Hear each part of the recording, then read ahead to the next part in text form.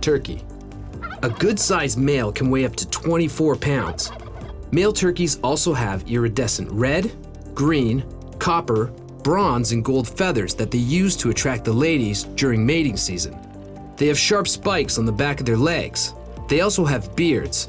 These are long hair-like feathers that grow from the center of their chest.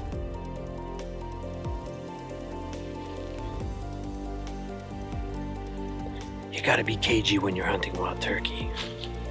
First, you scope them out with the binos. The thing about turkeys is they have insanely good hearing and a field of view of 270 degrees. So no matter how stealthy you are, they're always gonna see you before you see them.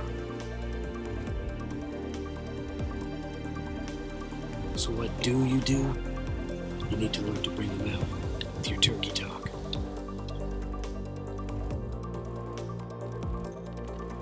It takes a little time to get them right, but start off with a box call. They're the easiest to use, and with a little practice, you can make all kinds of call types, like a yelp,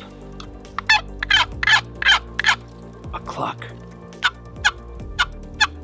and a cut.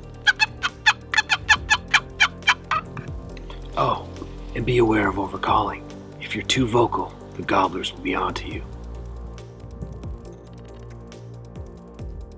Bagging one of these big birds calls for a 10 to 12 gauge shotgun, 3 to 3.5 inch magnums, number 4, 5, or 6 shot size, and a tight choke. By using a tighter choke, your shotgun will produce a tighter pellet pattern, and you'll be able to land more pellets in the tighter area. This is the only way to kill a turkey quickly without injuring it. Basically, you should aim for the exposed head and neck and contact that specific area with at least 8 to 10 shot pellets. Oh, and be careful. If you bring down a gobbler, make sure the bird is dead before approaching it. If it's a male turkey, it'll have sharp spikes on the back of its legs that it'll be swinging if you get too close. If you want to bag a gobbler, you gotta wait till he's standing still. Because when he's strutting his stuff, he's gonna fold his neck back and hide his vital zone, and that's where you want to shoot him.